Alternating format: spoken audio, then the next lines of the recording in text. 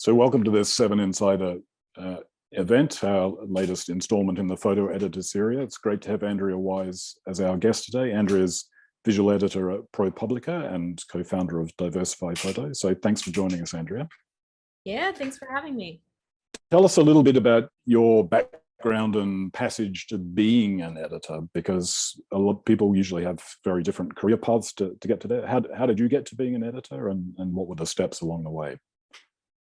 Yeah, I think my path kind of started, I've always been really curious about people. People have always sort of confounded me, and I've always been curious why people do the things that they do and how they end up kind of in the positions that they're in. So when I started college, I thought that I was gonna, kind of crack the human code by studying psychology and neuroscience. And then my final year of college, I got into photography, and it felt like a whole world kind of opened up to me. So after I graduated, I started interning and freelancing as a photojournalist, and I really loved it. But I got to a point where I started to feel sort of stagnant in my career, and I was, in some ways largely self-taught at that point. So I decided to go back to school. And while I was in grad school, I noticed that all of my classmates would come back from the field and they'd be like, oh, I don't want to sit in front of the computer and like edit all day. And I was like, oh, I don't want to go out into the field. I just want to like look at pictures and build the stories and like construct the narratives. And so I had a lot of really wonderful professors, but one in particular, Mike Davis, really became a really critical mentor of mine. And yeah, so I kind of made the switch in grad school, was totally freaked out and was like, how do I become a photo editor? And Deb Payne Davis, who was also one of my mentors, one of my professors, was like, well, change your website to say that you're now an editor, and start editing classmates' work, and start a blog and write about photography, and just start doing kind of the thing. And so then I got my first photo editing job was with a startup right out of school. That was really intense, just sort of like the Silicon Valley tech thing. But I got to meet a lot of photographers, and then I freelanced for a number of years as a photo editor at a bunch of places like Newsweek and most recently National Geographic, before starting this current staff position at ProPublica. So I've been at ProPublica for about a year and a half. And that has been my path. Yeah. Were there any particular courses in grad school covering editing that you did, or was editing kind of a skill that you picked up along the way, like other people pick it up along the way? It was sort of a mixture of both. So I studied photography at Syracuse University in the communication school, and it's a very interdisciplinary and kind of flexible program. One of the things I loved about it is that they really tailor the curriculum on a course-wide level and like at a specific level within each course to the interests of each specific student. So I was able to take some like actual picture editing classes with Mike Davis, but also in some of my other classes, I was able to sort of gear those assignments towards editing instead of, being out in the field photographing. Yeah. And when you left grad school and then you started working as an editor, what was the biggest difference in working as an editor to kind of what you'd learned in grad school? Or was there no difference? Was it a seamless transition? Were there any surprises when you started working compared to the education? I mean, I think a lot of photographers will probably relate to finding out that you spend a lot of time doing stuff that has nothing to do with photography and a lot of stuff that has nothing to do with looking at pictures. So, in grad school, when you're studying picture editing, you're looking at photography all the time, you're sequencing images, you're talking about projects and all of that stuff. And in some ways that becomes maybe like, 30% or 40% of my day if I'm lucky. But a lot of time is just spent on thinking about projects and kind of the journalism side of it, and also the like the corporate desk job part of it, the admin stuff, the like communicating with colleagues, the figuring out, if drafts have landed, all of that kind of stuff. I think a lot of photographers think that photo editing, and I definitely thought that photo editing was sort of like the cushy version of being a photographer. And I didn't realize, at least when I was first getting into it, that in a lot of ways, I think it feels a lot more like a corporate desk job that happens to work with photography. Many jobs are like that. When you have to send the stuff to the finance people or the HR people or whatever, there's always that element and so on. That aside, how would you define kind of your major responsibilities in your current role or recent roles like at National Geographic and so on? What were the primary responsibilities being a photo editor? Yeah, I mean, my current position is a really exciting and fun one that's a little bit of a departure from some of my previous photo editing roles because it is an interdisciplinary role. The visuals editors at ProPublica work with illustration, we work with animation, we do a lot of cinemagraphs, obviously photography as well, but even within photography, we have a pretty wide range of kind of genres in photography that we work with. So my role involves basically finding out about investigations that we're working on, figuring out what visual approach makes sense for that. We have a lot of stories that are investigating things that have taken place in the past. So a lot of stuff that can't be photographed, and sometimes it can be a little challenging to figure out what can be photographed if we feel like photography is the right thing. But yeah, I mean, I think the biggest thing is just figuring out what the right visual approach is, even if it is working with photography. Is that portraiture? Is there an opportunity for reportage? Like, is this a story that might benefit from somebody working in a special process? Or, is there a particular aesthetic? Or, what is kind of the personality of the person that I want to hire for this assignment? Because, we're dealing with sensitive, like traumatized sources, and I want somebody who's gonna be able to relate to them in a way that won't re-traumatize them. So there's a lot of that kind of stuff. Yeah. I mean, you've had interesting experiences coming from the startup moment through National Geographic to ProPublica, which, as you just said, is really into investigations and kind of deep dives on a lot of stories.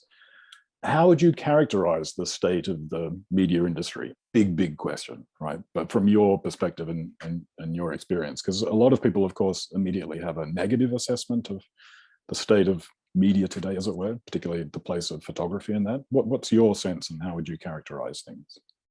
I think that it's a really interesting moment in the industry. I think the industry is definitely changing, obviously, for reasons that everybody here knows about. But I've noticed a few shifts that are actually kind of exciting to me.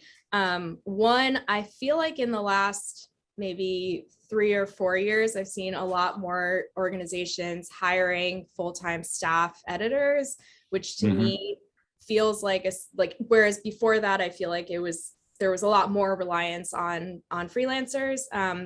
I don't have data to support this, but it seems to me like it maybe is signaling kind of a shift in upper management's valuing of the work that we do and wanting to invest in it internally. So that's exciting for folks who want to be editors, and I think that's exciting for photographers because the more you have editors and people making visual decisions who are not always editors inside organizations, the more likely you are as a photographer to have somebody who's going to bat for you inside, and who's, who understands what fair rates are and like what fair contract terms are and stuff like that. I also think that I'm really excited about the kind of Instagram, TikTok influencer space. I logged into Instagram yesterday and got a little pop-up from Instagram saying, if you make reels, you can make up to like $1,200, where you can be paid directly by the platform for making content. I know everybody hates content, but I'm starting to see some photographers building, an audience and finding ways to monetize the audience by making their own content that might not be making money off the photographs themselves, but it might be, making informational reels or TikToks about how to do photography.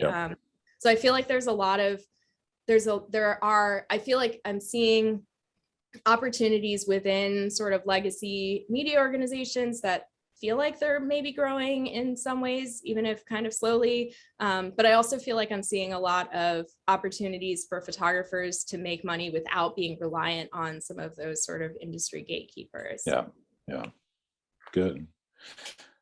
I mean, in many ways, thinking also about broader issues in photography, I mean, it has had, or at least should have had, kind of a reckoning of late, post Me Too scandals, questions of diversity, lack of diversity in the industry.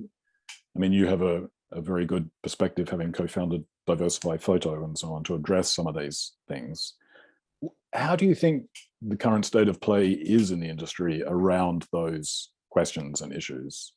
Is progress being made? Probably not fast enough if it is, but what's your assessment? I cannot claim to be an expert in this arena, but I think that I don't think that we're really making a lot of progress as an industry. I feel like in a lot of ways we've kind of regressed from like the 90s or so. From what I've heard from some mentors, there were, a lot of really successful DEI programs that were getting a lot of people of color and women into newsrooms. And creating a lot of opportunities. Those programs, were the first things to be cut, as before the entire departments were cut. I feel like there's so many barriers to entry in this field in terms of, the expense of equipment that you need just to make the work, to have a portfolio, to get the work that can then pay for the equipment. And I just think it's really, really difficult. And I also don't know how much this is actually playing out in different organizations. And obviously I can only speak for myself, not speaking on behalf of my employer. But I also think that the way that like the affirmative action Supreme Court cases are making their way through the courts is freaking out a lot of people, where, how can you create some type of programming that targets people of color or people of the global majority, and tries to sort of level the playing field by targeting those opportunities towards people who have been excluded from those opportunities, if like the laws in the United States at least are possibly shifting to say that that very thing is illegal. So I think it's really complicated, and I feel somewhat discouraged at the lack of progress that I feel like we've made. I think we talk about it a lot, but I don't really feel like we've made a lot of strides. I mean, it's way too much to expect you to have an answer to this, but what would you like to see as a practical step to get a little bit more progress, do you think? I mean, I do think that there's progress in that, like, I think individual editors have really great intentions and are, I think, making, hiring decisions that are mindful of the ways that different people's lived experiences inform, what they can bring to an assignment, and inform expertise that they might bring to an assignment. I feel like the only thing that any of us can do is sort of leverage whatever power we have in our own little spheres of influence.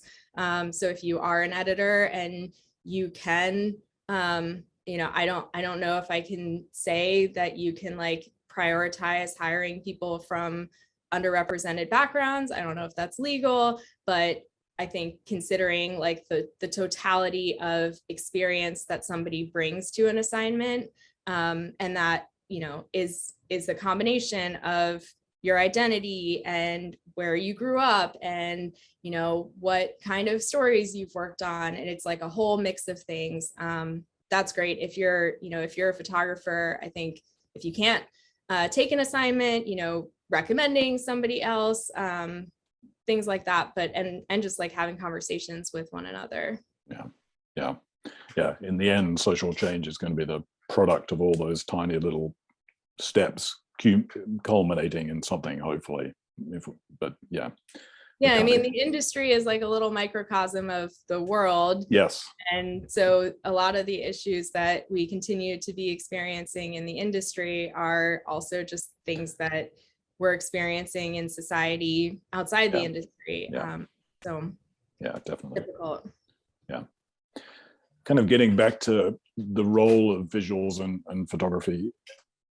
I mean, do you think when you're editing that photography has a particular function in storytelling? I mean, clearly there are moments where it's simply an illustration and illustrates something, but how would you think about and talk about the particular role of visuals like photography in storytelling? Yeah, I think, I mean, obviously, because I chose this line of work and I'm still doing it, I think it's immensely important. I mean, for my work at ProPublica, for example, we do these, massive investigations, and they are often really, really long reads with a ton of detail and a lot of statistics and a lot of careful data analysis and really, really important stuff, but it can be really difficult for me, at least as a visual person, to kind of get through. And I think it's difficult for audiences sometimes to get through, a lot of text. And so I think that visuals can serve a few functions. One, in some cases, visuals can be evidence. They can be sort of proof that something happened. We use a lot of visual evidence at ProPublica that is like, screenshots of emails, or, we call them receipts. So like screenshots of emails that were, some politician sent to someone else talking about something, proving that the exchange actually happened. Or, it might be somebody's hospital bill or that type of thing that, might not be super exciting as a photograph, but has a lot of like evidentiary kind of informational value. And I think sometimes photojournalism can also bring that, if it is, the image showing, this person was at the Capitol on January 6th, and, then it's not a matter of I say that I saw this person there. So there's that value. I also think that there's so much distrust in the media that one of the things that I think that photographs of people especially can do is just dispel any sense, if there is suspicion that we're like making this up or this is not a real person, there's the like emotional connection that we hope that people make with people that we're reporting about, but I also think that there's just like a certain veracity of like, this is a person that we get with photography. Sometimes I think it can also be explanatory. I think illustration can be incredibly helpful with sort of making sense of like complicated abstract systems of power and stuff like that. So yeah, I think it's, there are times when visuals can be more illustrating an idea. Sometimes the visuals are carrying the idea. Sometimes the visuals are kind of a design element that makes a page more enticing to read. Sometimes the visuals are the thing to read. And I mean, my favorite thing about photography is that you don't like, it's very accessible in terms of you don't need to translate all your captions. It doesn't matter whether, you know, it doesn't matter what your literacy level is. It doesn't matter what language you speak. Like, everybody reads photographs and responds to them. And that still, I think, is just really magical. Yeah, absolutely. So let's have a look at some photographs. You're going to share a story with us and explain the story and a bit of the background and some of your decision-making process in making the assignment and then selecting the images. Yeah, so I will share this story. So the reporter, Hannah Dreyfus, really, really talented reporter, had been investigating Liberty University and their mishandling of students' reports on sexual assault. So we had a number of sources who were on the record, or some that were off the record, some that were on the record but had varying levels of comfort level, you know, with varying levels of comfort with being identified. You know, everybody had been traumatized through their assault and then re-traumatized by the way that the university handled their cases. In some cases, for example, the university fined students who were victims of sexual assault for things like drinking at like underage parties, and like, it's wild. You should read the story. But it was complicated because, you know, again, like, all this stuff is taking place in the past tense. We have, you know, sensitivity with sources. Folks were in different places. We had a lot of, on the photography side, we had a lot of decisions to make. We wanted to show as many of the survivors as we could. We wanted to respect their comfort level with how identifiable they were. We also had a lot of material that we could work with, that was that like visual evidence material, documents that survivors had of reports that they had made to the university, or you know, paperwork from therapy sessions afterwards that kind of informed the trauma. So I mean, one of the biggest priorities for me with this was finding a photographer who's really, really sensitive, who I knew was gonna like have the right heart in interacting with everyone. And we had discussions about, you know, whether, I think there are some times when you want to hire a different photographer in each location and hire as local as possible. And there are other times when you want to have that continuity of a single person who can really get to know the story, who can really connect with everybody who is going everywhere. So we worked with Sarah Blesner, who is one of my favorite photographers. I love her. She just is, she has the best heart, and she has the utmost professionalism. She's just absolutely incredible to work with. And we did send her to all these different places.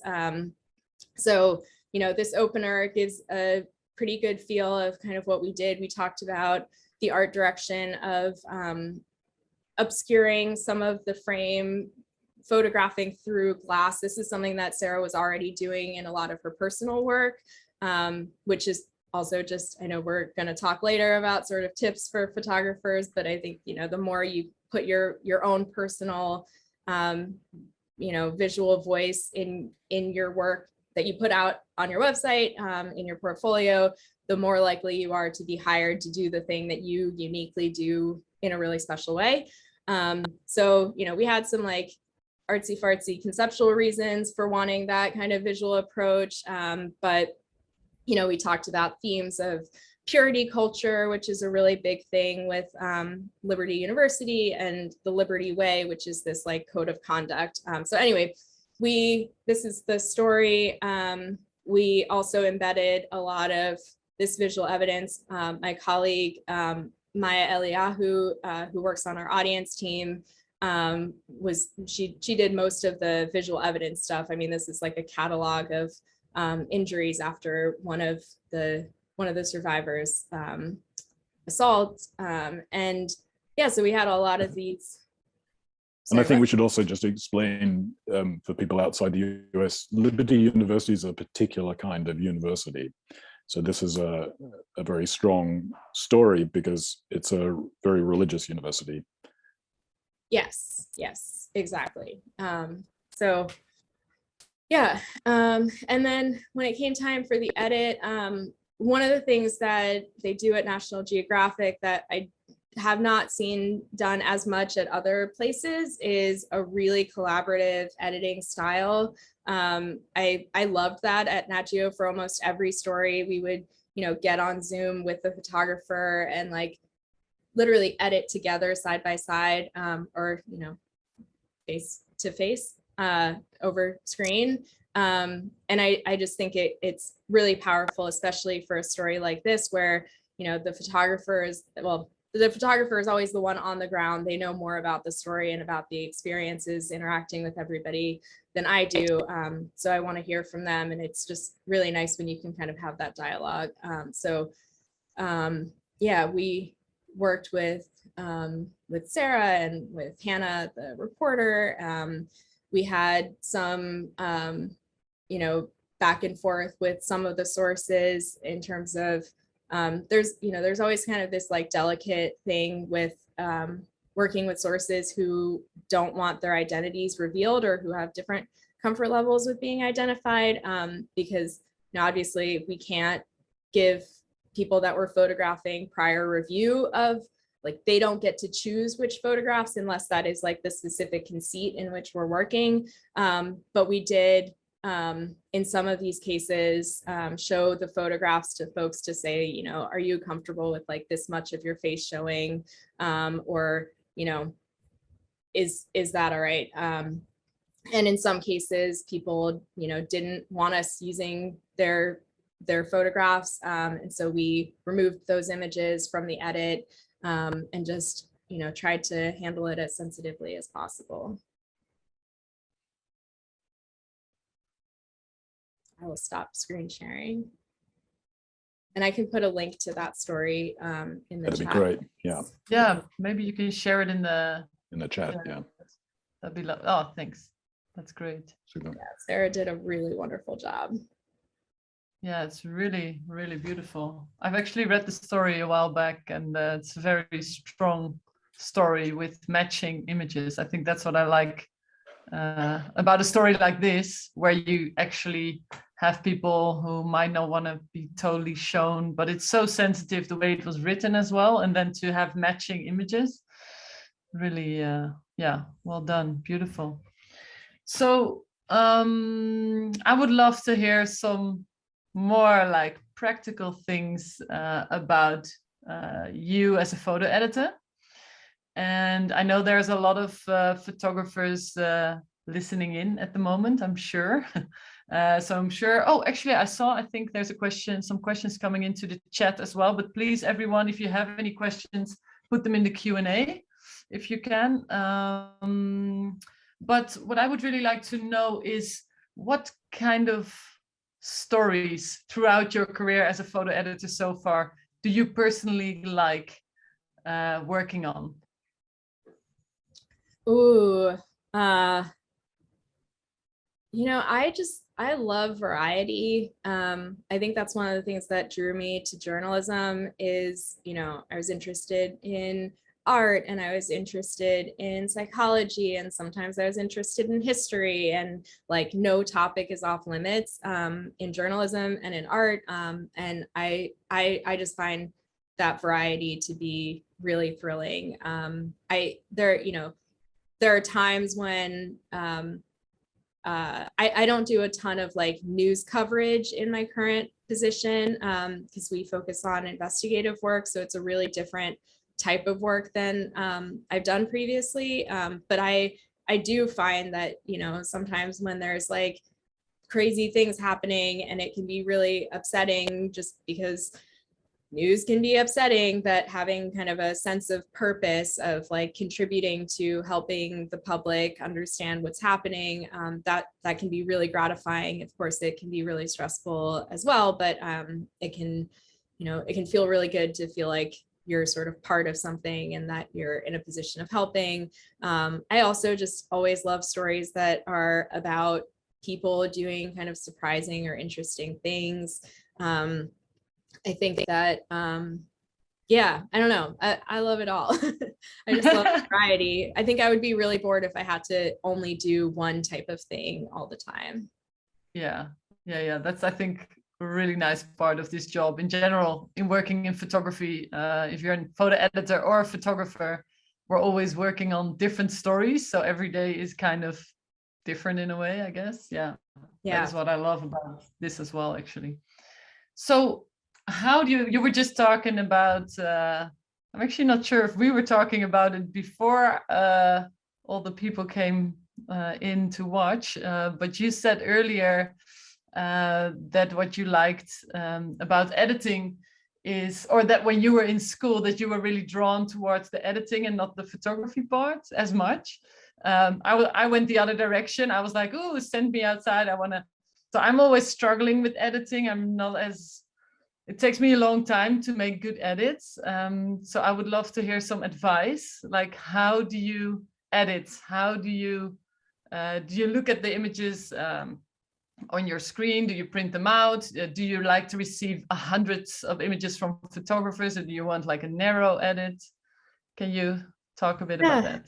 I mean, it depends, obviously, because there's such a variety of, like, you know, I'm going to edit differently if I'm choosing images for an Instagram post versus for like a book or like a long form read online.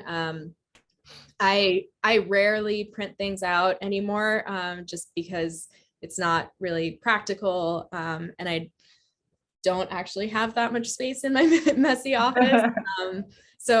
I mean, I think that for photographers, if you can get a buddy, and it might be a fellow photographer, just having somebody who has fresh eyes, I do think that it's valuable in an edit to hear from the photographer, again, who is there, who is on the ground, who might be able to provide some extra context about what you're seeing in a photograph. But it's also just, it can be also somewhat blinding if like you had, you know, specific intent as you were making a photograph, but like the photograph may not actually be doing what you were hoping it was doing, and having somebody with fresh eyes who wasn't there can sometimes say, you know, oh, this frame's not actually accomplishing that, but oh, this other frame that maybe, you know, you made as an accident and you thought was a throwaway frame actually has something really special going on. And I don't think that you necessarily have to work with like, you know, a formal editor for that. You know, in some ways, I think it might even be really helpful to like show images to, you know, a significant other or a friend who's not in the field at all. Because ultimately, like, we're making our work not for other photographers, we're making work for the general public in most cases. Yeah, I mean, I loved at Nat Geo having every single frame. That was like really, really exciting. That's not practical in kind of quicker turn types of environments. I do tend to like, at Nat Geo, you have to send in your whole like disk with all your images, right? Just for the people watching, so they know you send in everything. Every single frame. You can't delete a single frame. You have to show all your raw files, and that can be really intimidating for photographers. It's also, you know, the best photographers make a lot of really bad pictures too, so you're not alone in that. Yeah. It must be crazy. I remember going to the Nat Geo, to the seminar. What's it called? The storytelling seminar. Yes, and I remember they had a video showing at the beginning. At the first day, where all the photographers explained what it felt like to them to show their full edit and send the whole disc of images. And many of them said it felt like I was standing naked in front of a crowd. It was so like, yeah. Oh yeah. Crazy. I mean, yeah, I or anybody else can say, oh, we're not judging you, it's fine, blah, blah, blah, blah, blah. But I would feel incredibly vulnerable. I would be super anxious about that. I think it's really brave to be able to do that. So photographers are the best. Yeah, 100%. But you liked going through all the raws like that? Is it not like extremely time consuming as well? I mean, yes, it is. It is, you know, it's more time consuming, but also, you know, again, I spend so much of my time doing stuff that is not looking at pictures, that like anytime I can look at pictures, I'm just happy as a bee. That's nice. So what kind of advice do you have for photographers pitching stories in general? What are the do's and don'ts for the people listening in now? Yeah, so some of the things that I would say, I think, are things that everybody says, but it's because they're true. You have to know the audience that you're pitching to, and that means, you know, the publication, but it also means like the specific desk that the editor that you're pitching to works on. You know, if you pitch a sports story to a business editor, there's not much that they can do. But I also think that you can kind of get around that if you only have, let's say, one contact at a publication and it's not the person at the right desk for your story, to say, you know, hey, I have this story, I'm doing this thing. I realize it might not be a fit for what you do, but, you know, could you direct me to the right person at your publication? Or, you know, do you have any ideas about who else I might be able to talk to, or, you know, other places that I might be able to pitch? I think the biggest thing with pitching is communicating succinctly what the story is, why it matters, why it needs to be told, probably why it needs to be told now, because even if it's not like a hard news thing, if there is some urgency, it just helps move things along. So why it needs to be told now. It's also, I think, really important to communicate, like, where are you in the process here? Is this something that you have already begun photographing? Do you have access? Is this just an idea that you haven't started yet? And like, what are you specifically asking for? Is this something that's complete? And because sometimes, like, I've seen pitches where it might be a really cool idea, but like, I don't know if this person is just looking for a publisher because this is a completed body of work, or if they've begun, but now they're looking to be sent back for, you know, 1 week to do XYZ thing, or just like what is the actual ask that you're making? What do you need? And I think keeping it pretty tight. I do think that it tends to be more successful if you there's a certain sweet spot of like having started a project or started a story where you at least have some images to show, you know, what your visual approach is going to be, that are like undeniable proof that you actually have the access that you're saying that you have. Like, you can pull this off because you've already started and you've already shown that you can pull it off. But I think every publication just has such different, like, specific needs for their audiences or for the way that they do things. So I think it can also be challenging to get like a completely finished body of work published if you want that work to be published sort of outside of the, like, here is a photo essay showing XYZ thing. Like, sometimes, you know, photography is published as a feature about the photography, and sometimes like the photography is used to tell a story about XYZ thing. So I do think that it can be really great if you haven't finished the work, because then you're still open to kind of shifting or adapting your approach for the rest of the project to whatever's going to make sense for that particular publication. So yeah, I think those are some of the things. That's really great advice. I think it's quite difficult for many of us to find that sweet spot. You want to start the project, and at the same time, you want to involve a magazine or a publication. There's also sometimes a fear of the project maybe sparking interest, but the editor might not want to work with you. Is that an unrealistic fear that your idea gets used in a way that you don't like, maybe, or not even with you as a photographer?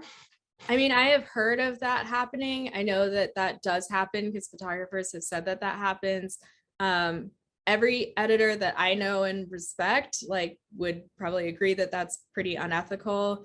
You know, if you're pitching something, then, and I mean, I have received pitches from photographers where I'm like, wow, this is a really great idea, but like, I don't think that the photographer is the right one for this. And I've declined those pitches. And, you know, there have been times when like, I have been like, oh, you know, I wish I could hire this other person for it.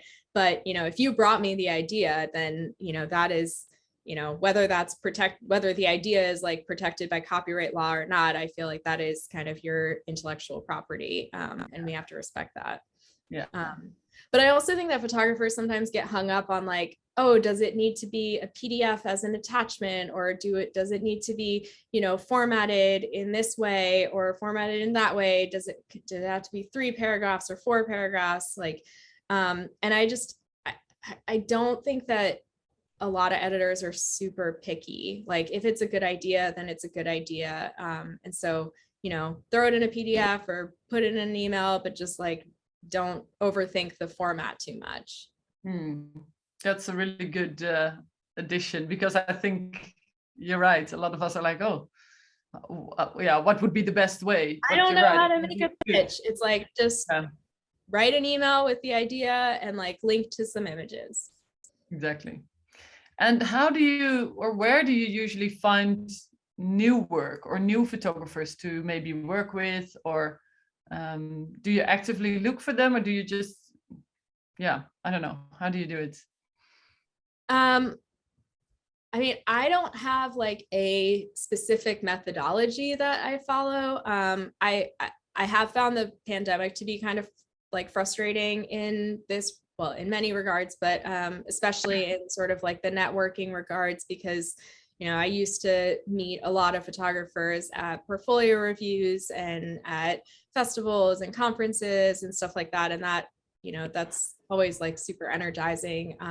And, you know, for things like, for example, the Liberty story and Sarah having like the right sensitivity and kind of temperament for that story, like I wouldn't know that if I hadn't met her and worked with her before. So it's very difficult to kind of get a sense of somebody's personality, you know, their communication style, like what kind of rapport they might build with someone just through their portfolio or like their Instagram profile. So that is just to say that I think as the pandemic shifts and unwinds, I hope that, you know, the industry in general can go back to a certain degree to having some of those in-person things, because I think there's no substitute for it. But I mean, I also come across folks on Instagram. I mean, I am always kind of looking at what other publications are publishing, and it's, you know, really exciting when you see really great work published by somebody that you've never heard of before, like recommendations from colleagues. You know, of course, I use the diversified database. I figured. I do not know personally every single, at this point, like the list has gotten so long that I still do not know everybody in the database, and Women Photograph, and, you know, all of those resources are great places to meet, you know, or to come across, you know, new talent. Yeah, it's I just looked at the Diversify at the list, how it grew over the years. It's amazing. How many people are in there now? Do you know? I think like 1,500 as full members. And then I think we have more than 1,000 up next members, which is also really exciting. So it's pretty wild. It is pretty wild. It's amazing to click through and to see who all's in there. It's endless resource of amazing photographers. Just as a last question before we go to the Q&A, let me check if there's anything in the Q&A. Oh, there are some questions in there. Please feel free to add more questions, guys, and then we'll go over them.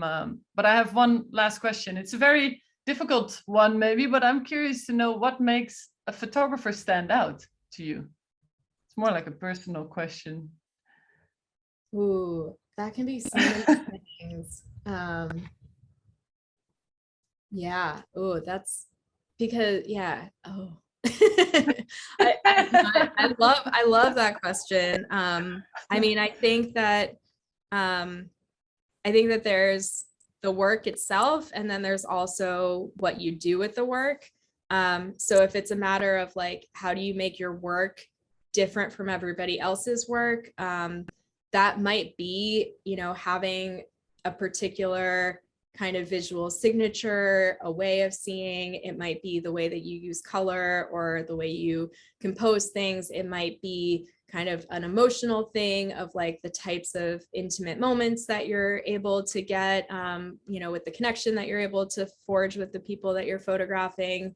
That might be a particular like subject area. You know, there are some photographers who don't necessarily have like the most, you know, unique way of seeing, but like their knack for storytelling and their knack for finding stories and for like visually reporting out stories is just incredible. And that can be a way of standing out. But then I also think that, you know, if it's like, how do I stand out in the sense of like, how do I get on people's radar? Then there's also like newsletters, I think can be really great. If it's maybe like quarterly, maybe monthly, but monthly is maybe a little bit busy. Everybody has different preferences though, so everyone will tell you something different, but I think quarterly is nice. I think it's great to like post a lot of kind of behind the scenes stuff on Instagram stories. I think Kendrick Brinson does a really amazing job with this. Like, she shares the work on her feed and on her company's feed, but then she'll also post a lot of behind the scenes things of, you know, oh, here's the dumpster that I, you know, found this like interesting pocket of light in. And that can, you know, as an editor, I can see that and be like, wow, I know that I could send this person someplace and they can find a beautiful pocket of light to make a wonderful portrait, even if it's literally like in a back alley in front of a dumpster. And it can just be like another way of getting your name in front of people, kind of staying top of mind. Because I think a lot of like getting hired ends up being, especially in like a news environment when things are moving quickly and you don't have as much time for research. Sometimes it can just be like, who is, you know, the first person or one of the first people to come to mind when you think about a certain story. So the more you can sort of associate your name and your work with certain like mental triggers like color or a certain topic or something like that, then the more likely you are to kind of come up in somebody's mind. Rise to the service, kind of. Thanks for that beautiful answer. I don't know who is David. Is it you or me who's going to go through the Q&A? Sure, I'll go through the questions. We've got one from Matthew about the workflow for the investigative visual essays at ProPublica. He asks, how do you get involved in them? Do you quote back into them, have the written story done, and then produce the visuals? Or are you in on the construction of the story earlier on?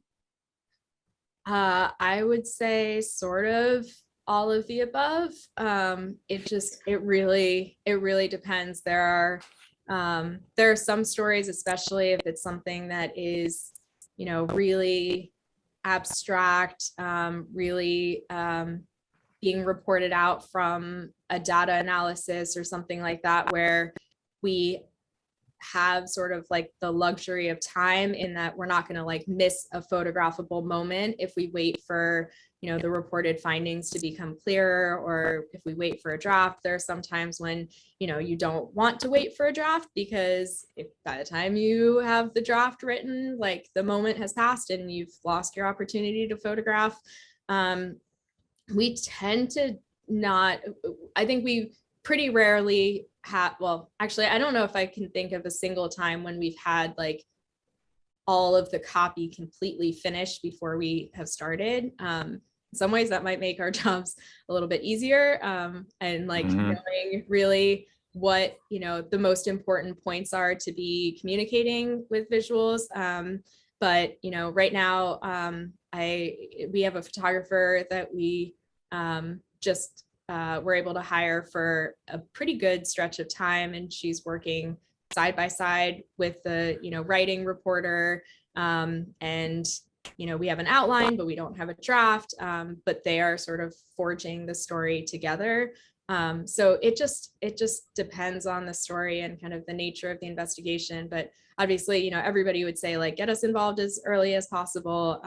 Even if, the conclusion from that conversation is like, oh, you really need to like get a little further along in the reporting before, because sometimes like you might have some investigative findings, but you don't actually have a person who illustrates those findings. And so the reporters are still finding the person. There's like literally not a person to photograph, or they don't know, who's going to be kind of the most important, character in the piece. And so it just depends. Yeah. You've touched on a lot of these points already, but Fatima is asking, as an early career freelance photographer, someone right at the beginning of their career, what would be like the most important do or don't, or do and don't, that you would say to them in making a pitch? I think that you might need to think about the work and your income as sort of separate things, and work on building a portfolio that's representative of the type of work that you want to be doing, whether or not you're able to have your source of income come from that work.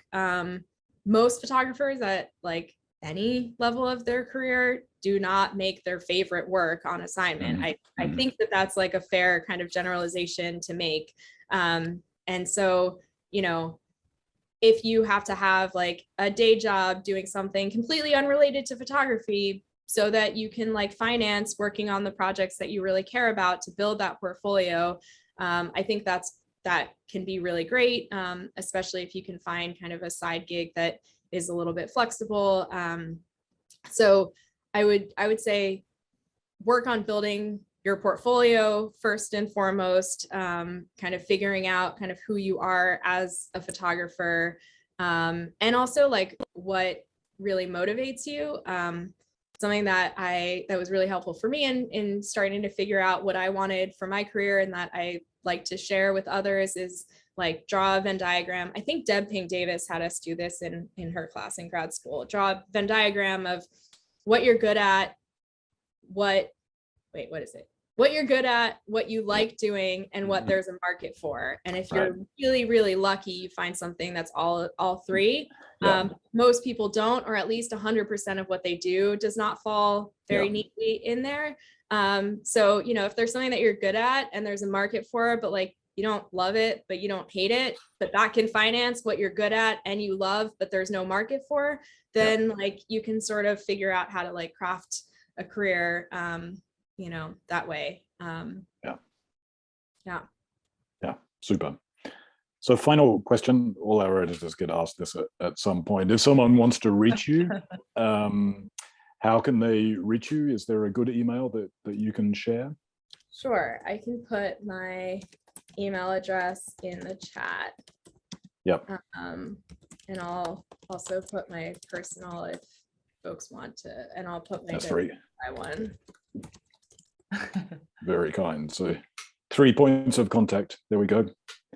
Thank you very much for that. So it's been absolutely great conversation, Andrea. We really appreciate your time and your insights. And it's been an excellent installment for this. Thank you. Thanks so much. Yeah. It's fun. We'll finish there. So thank you very much, everyone, for tuning in. And the recording will be up on site within a week or so, as we always do. And Andrea, stay safe, and we'll talk to you again soon sometime. Sounds good. Bye, everyone. Thanks. Bye.